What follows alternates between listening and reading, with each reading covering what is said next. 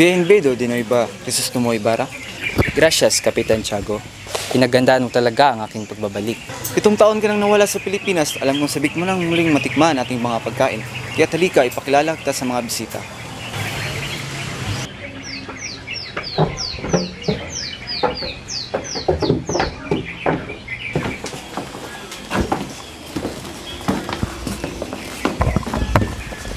Magandang gabi. Nais kong ipakilala sa inyo si Don Crisostomo Ibarra. Siya naman ang nag-iisa kong kapatid, Don Crisostomo. Siya si Isabel. Siya naman si Tiburcio, isang doktor. At ang kanyang asawa, Doña Victorina. Ang kura paroko ng San Diego, Padre Damaso. Siya naman si Senyor Guevara, Teniente ng Guardia Civil. Halin na kayo at magsiup po. Nakahanda na ang ating pagkain.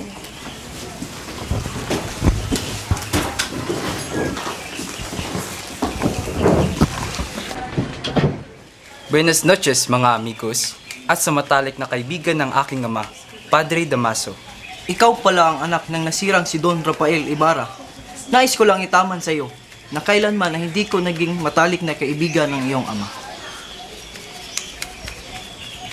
Kamusta naman ang pag-aaral mo sa Europa, Don Crisostomo?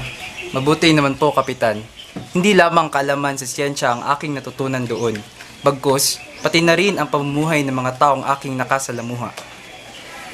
Ngunit likas pa ring mangmang ang mga Indio, kahit saan man sila mag-aral. Ikaw, Ibarra, nais mo bang mababilang sa kanila?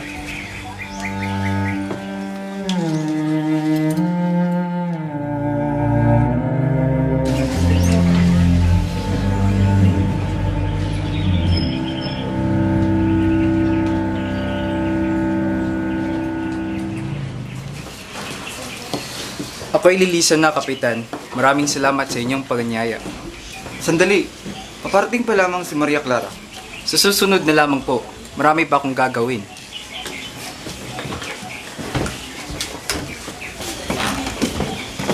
Senyor Ibarra, Senyor Teniente, ikaw pala. mag-ingat ka, baka mangyari sa iyo ang nangyari sa iyong ama na si Don Rafael Ibarra. Tila ba may nalalaman ka sa pagkamatay ng aking ama? Maaari mo bang sabihin kung ano ang nangyari? Wala ka ba talagang nalalaman? Ang pagkakaalam ko ay namatay ang iyong ama sa bilangguan. Sa bilangguan? Nakulong ang aking ama? Baka kayo ay nagkakamali lamang. Hindi ako maaaring magkamali. Ang iyong ama ay namatay sa loob ng bilangguan. Si Don Rafael Ibarra ay napagbintangang irihe at filibustero ni Padre Damaso.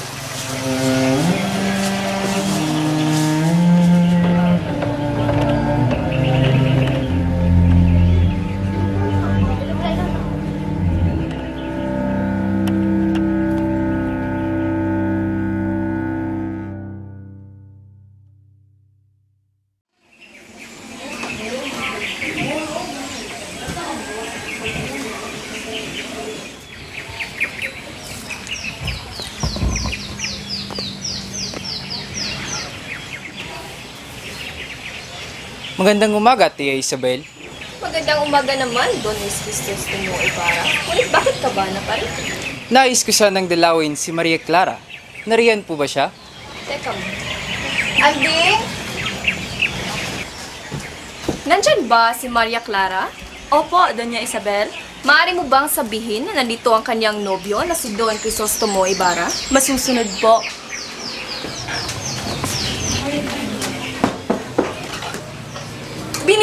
Binibining Maria Clara! Nandito ang iyong nobyo, si Crisostomo Ibarra. Si Ibarra? Saan siya?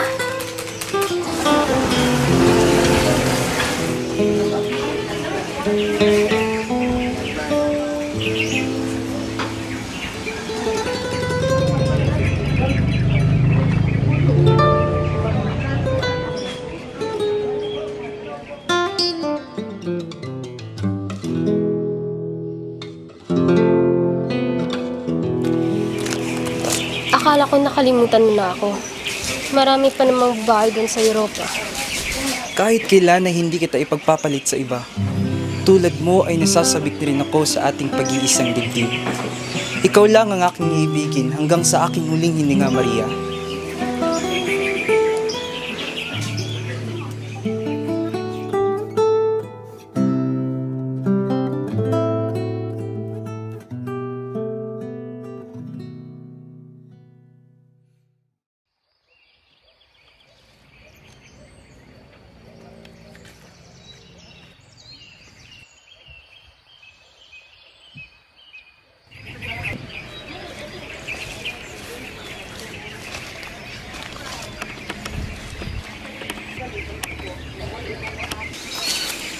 Magandang umaga, Ginoo.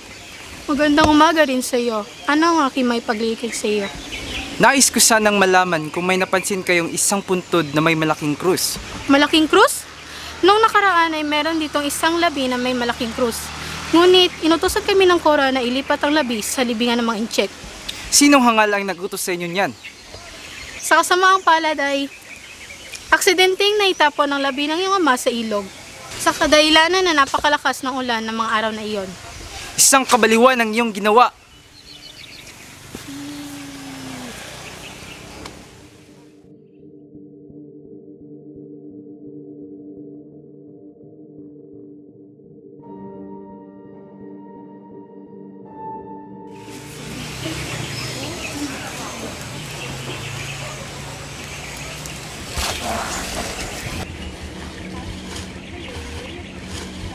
Mahal na Cora, tanggapin niyo po ang aming handog para sa ating simbahan.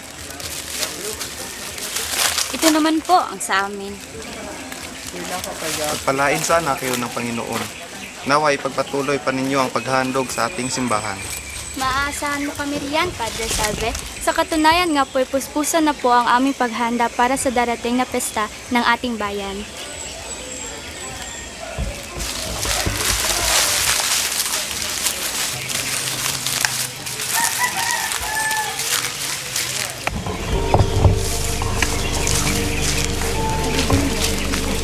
Walang iya ka! Anong ginawa mo sa labi ng aking ama? Wala akong ginawa! Anong wala? Wala akong ginawa! Hindi ako ang kura paruko ng mga sandaling iyon. Si Padre Damaso, siya ang gumawa nun.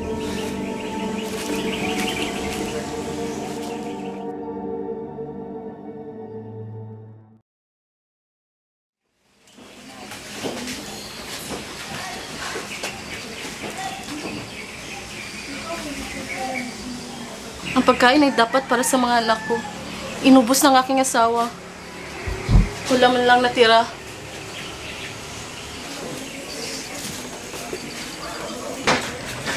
Inay! Basilio! Anong nangyari sa'yo? Si Crispin, nasaan ang iyong kapatid? Si Crispin po, Inay! Naiwan po sa kumbento! Hayaan mo. Bukas na bukas din, papakiusapan ko ang Cora na pakawalan ng iyong kapatid. Pero si Crispin po, Inay! Napagbintangan po siya na magnanakaw, Inay! Ano?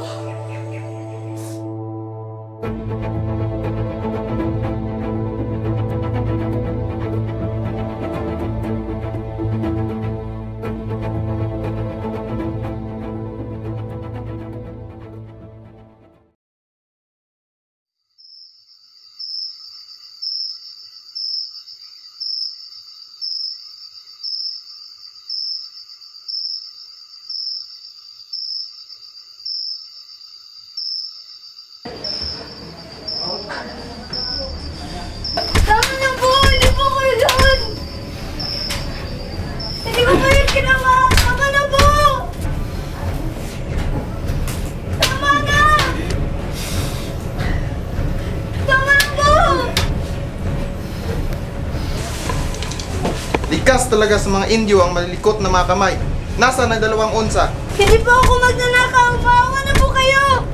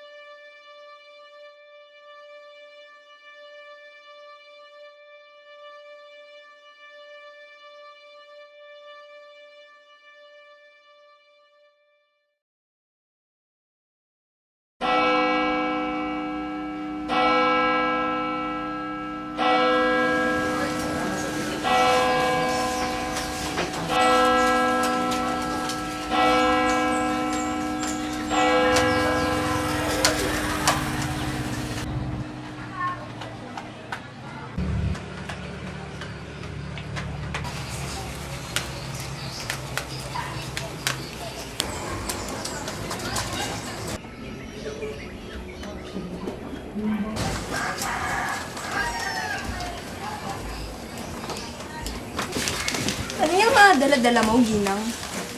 Para ito sa Cora. Nais ko sana siyang makausap kasi ang anak kong si Crispin, kahapon ko pa po hindi nakikita. Ikaw pala ang ina ng magnanakaw.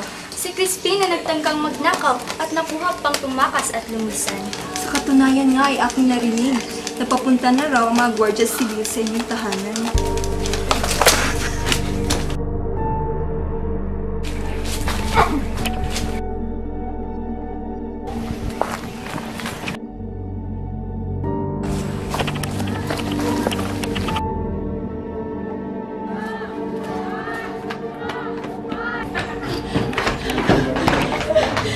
Crispin!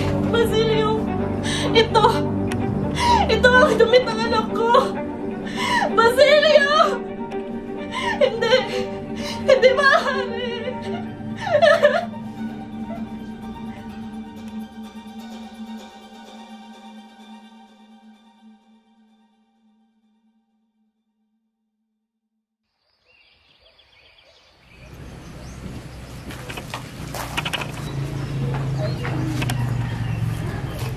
Magandang umaga, Mang Tasyo. Nais ko sanang humingi sa iyo ng payo tungkol sa binabalak kong pagpapatayo ng paralan. Hindi mo mauunawaan ito, ngunit sa susunod na salinlahi ay mauunawaan nila ito. Ngunit sila'y matalino at malamang hindi mahambing sa panahon ng mga ninuno nila. Ang payo ko lamang sa iyo, yumuko ka sa mga ulo ng mga naghari-harian. Maraming salamat, Mang Tasyo.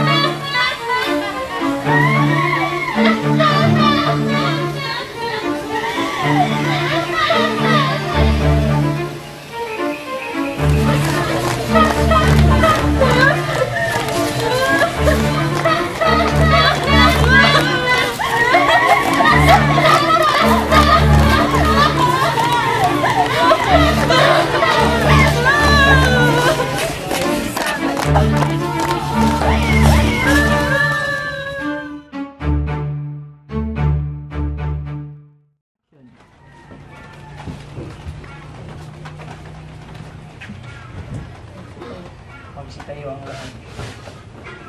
Sa ngalan ng Ama, ng Anak, ng Espiritu Santo. Amen. Hindi ko na kayang pamatagalan pa ang kainitan sa simbahan na ito. Tangi ang mga kataas-taasan lamang dapat ang pinapahintulutan nito. Dapat hindi na pinapasok ang mga Indyo. Magsiluhod ang lahat.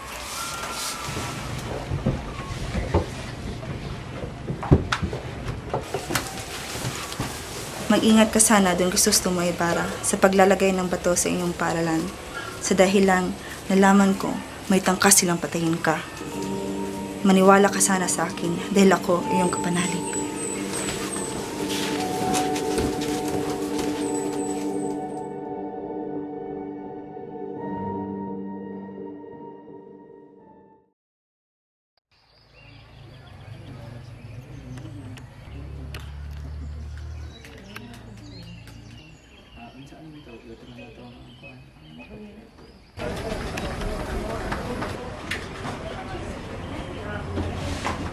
Magandang umaga, Padre Damaso.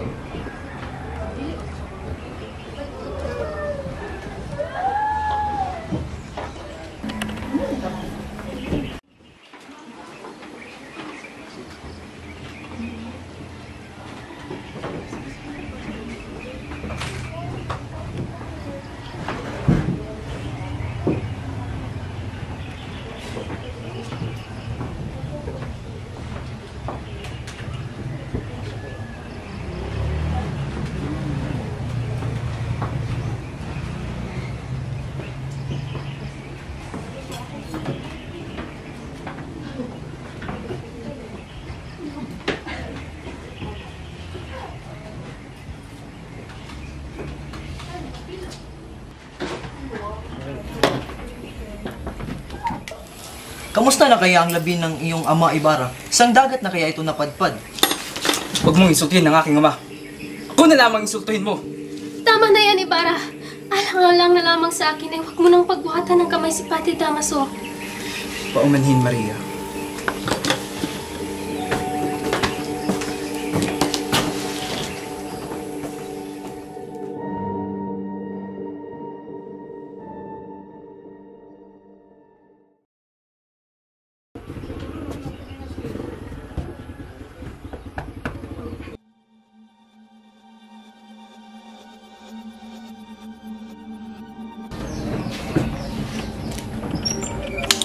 Magandang araw, Don Crisostomo Ibarra.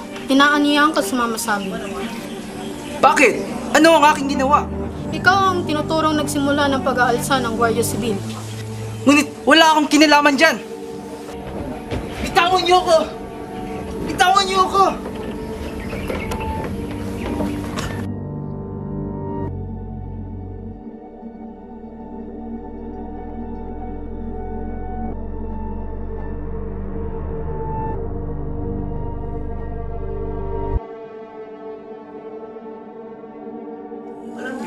Si Maria Clara ang pinakamagandang babae na nagtataglay ng ubod ng kabutihan dito sa bayan ng San Diego. Ganyang binibini ang nais ko.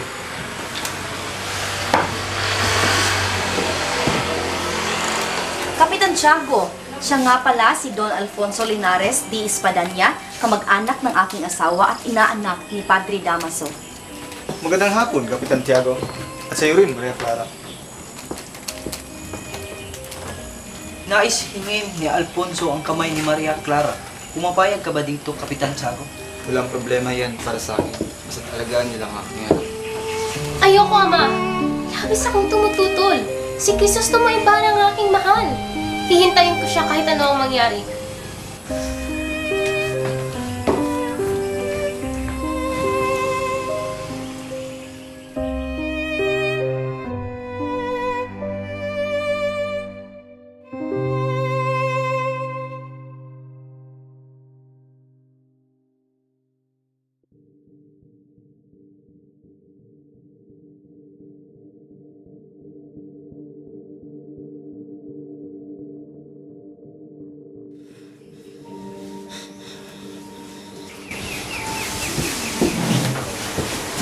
Anak ka talaga ni Rafael Ibarra.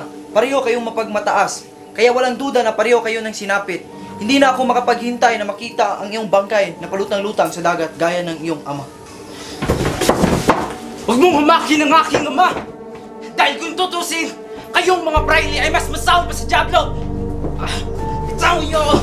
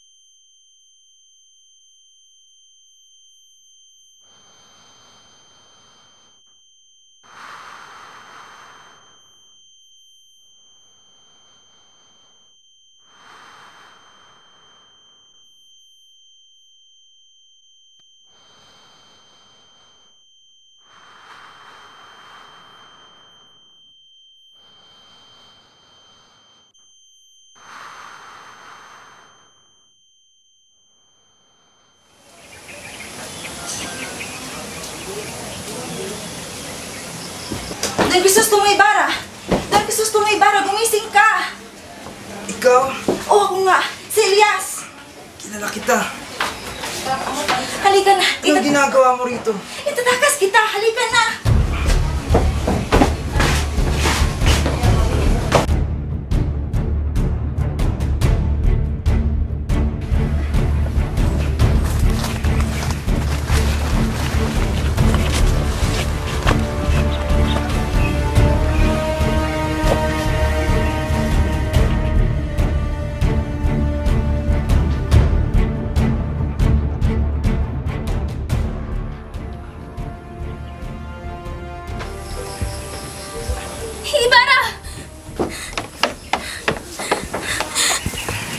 Paano ka nakatakas? Iniligtas ako ni Elias. Ikaw, kumusta ka, mahal ko? Ayoko makaikasal ka, Alfonso. Ngunit mapilit si Ama.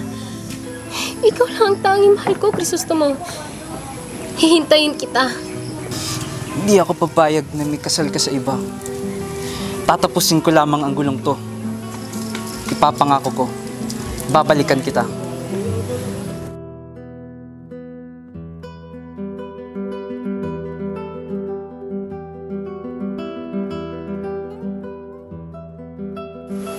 Don Crisostomo Ibarra, ang mga Guardia Sibil! Alam na mahal ko.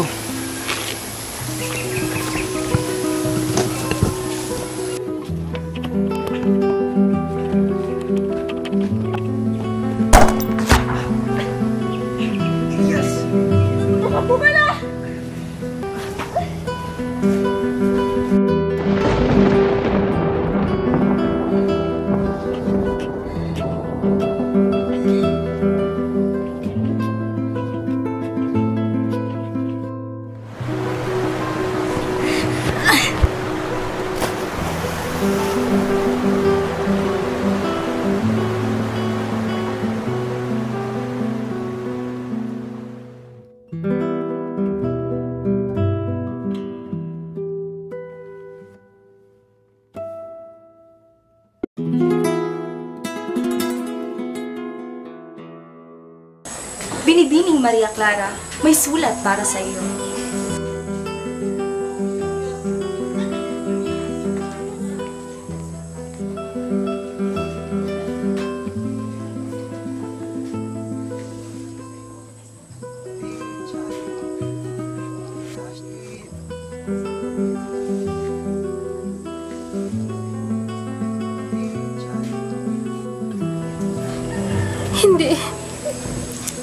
Hindi maaari.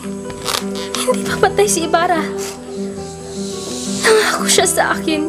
Sabi niya, babalikan niya ako. Babalikan niya ako.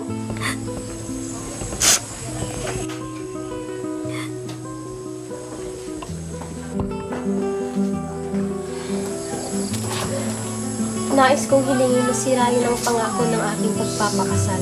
Ngunit bakit? Patay na ang taong ninanais ng puso kong pakasalan. Wala na akong ibang papakasalan kung hindi siya. Mabuti na lamang sigurong sumunod ako sa kanya kung iibigin yung ipakasal ako sa iba. O di kaya naman, papasok ako sa kumbento. Pumanhinang anak, hindi ko kayang mawalay ka sa aking piling. Hinais ko lamang yun. Kung anong mas nakakabuti para sa'yo, mas pipiliin ko na lamang na magsilbi ka sa kumbento.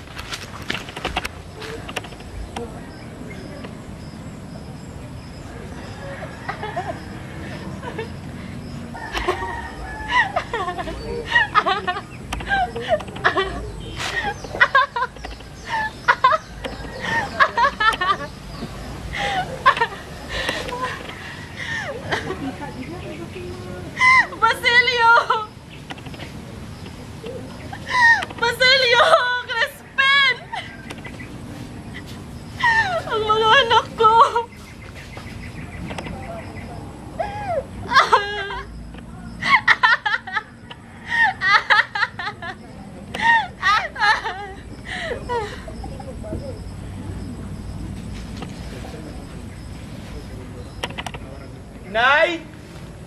Inay! Inay! Inay! Ako to, si Basilio. Basilio? Opo. Basilio ang anak ko. Opo. Inay! Inay! Inay! Inay! Iniwan na nga ako ni Crispin. Inay!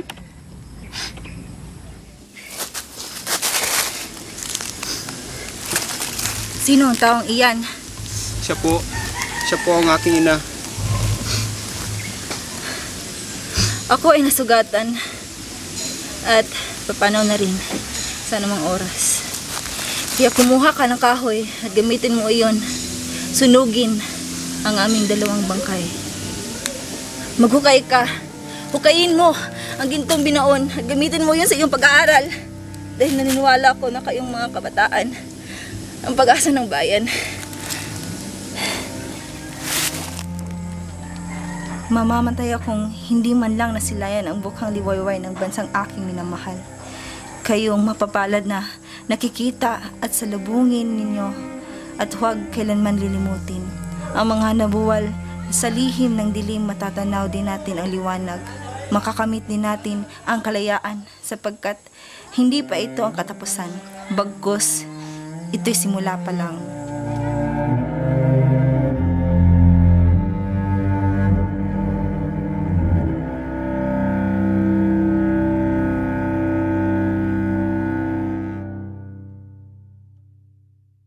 Thank